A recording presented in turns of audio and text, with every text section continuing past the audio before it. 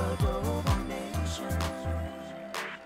Andito pa rin tayo sa Adobo Nation. Alam mo, Julius, recently sa Philippine Consulate General dito sa San Francisco, together with the Filipino-American Arts Exposition, they held a very exciting cooking contest at it was called Kulinarya. Kulinarya. Tama.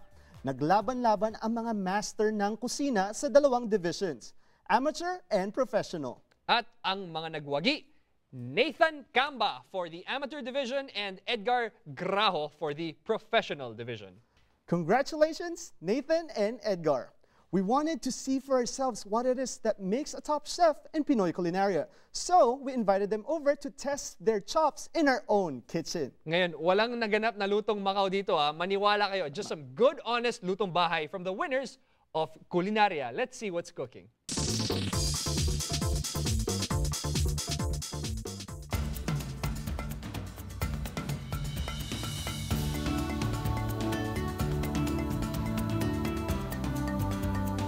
To me, Kulinarya is the amateur chefs bringing out what we make on the table at our own homes. You know, what's special to us, we want to share it to everybody, and we want to show them, you know, this is what we eat, and this is what Filipino food can look like, and this is Filipino food.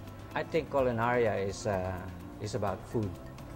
The way you cook it, the way you present it, and what ingredients are you using.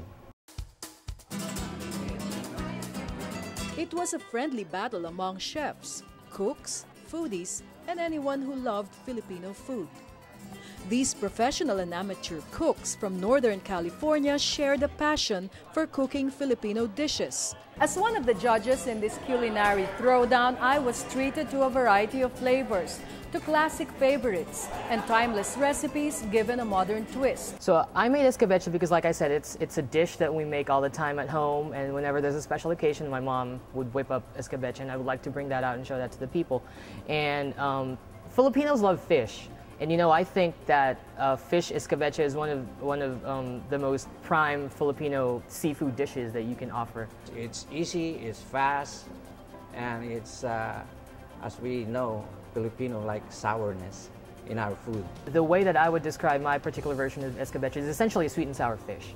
But it's got prawns, it's got spices, and everything you could ever want in a Filipino dish, which is the sweetness, the spiciness, the tanginess, and the kick is all in that dish. And it's got seafood. It's been in my family for as long as I know, because like I said, as a little kid, you know, every time there were parties and get-togethers, my mom and my grandma would whip up escabeche, and I'm like, ooh, that looks pretty. But I had no idea how to make it, you know, and it's been there since as I can remember. I really didn't have that much in my growing up escabeche. So I do some research about it.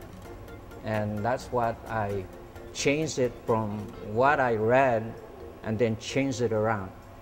The thing is that I only use one ingredient, and that's vinegar. It's a different way of presenting and making the escabeche, in which it's a blending of citrus and a blending of vegetable.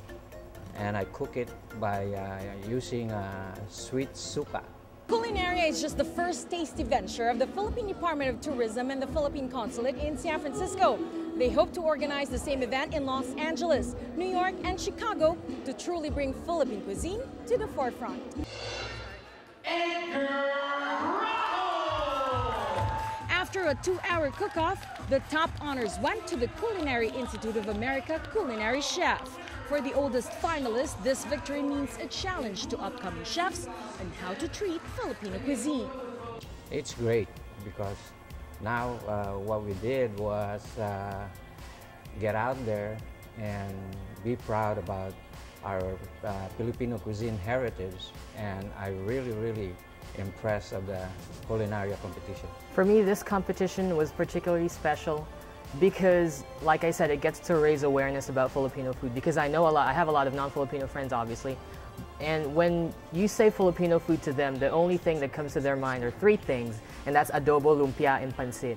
And this competition to me is, like I said, raising awareness and showing people that we're more than just those 3 dishes, and that, in fact, as you can see here, Filipino food can, you know, be so much more. Here, I got a trio adobo. It starts with the appetizer, in which is lechon kawale, And then the next one is a salad with the stuffed squid. And then we had the main course, in which they had a lemongrass inside of it and stuff in it. And also what I use in here is not a Philippine vegetable, but American vegetable or Western vegetable. But you can see that it goes well with Filipino food. Okay, so what I have at the table is river spinach fingers, which is called kangkong in Filipino. And what I did was, again, this is one more thing that I want them to pick up from the Kulinarya, is that kangkong, you can cook it in a variety of ways. And the way I cooked it was like an egg roll type of thing. So I blanched the kangkong and I put feta cheese on it, and then I rolled it and then I fried it. And it comes with like a jalapeno tomato type of relish, which really, the cheese and the relish and the kangkong all complement each other in their flavors, as well as the wrap and the way it's cooked. And then of course I got the halo-halo, in which is what I call deconstructed, because some of us don't like this, don't like that. You know, when you order halo-halo, it comes in a glass. And whether you like it or not, it's there. But what I had is 2 different items on each glasses.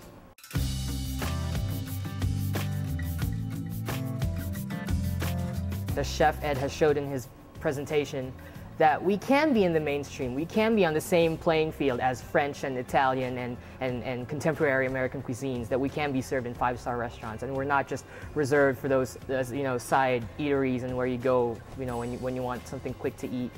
And we want to be up there, we want to show them that we're so much more, and they're missing out, like I said. This Kulinarya gives way to some of the Filipino chefs, that they can show that the can-do spirit, how to make the Filipino food more extreme and more up to the mainstream.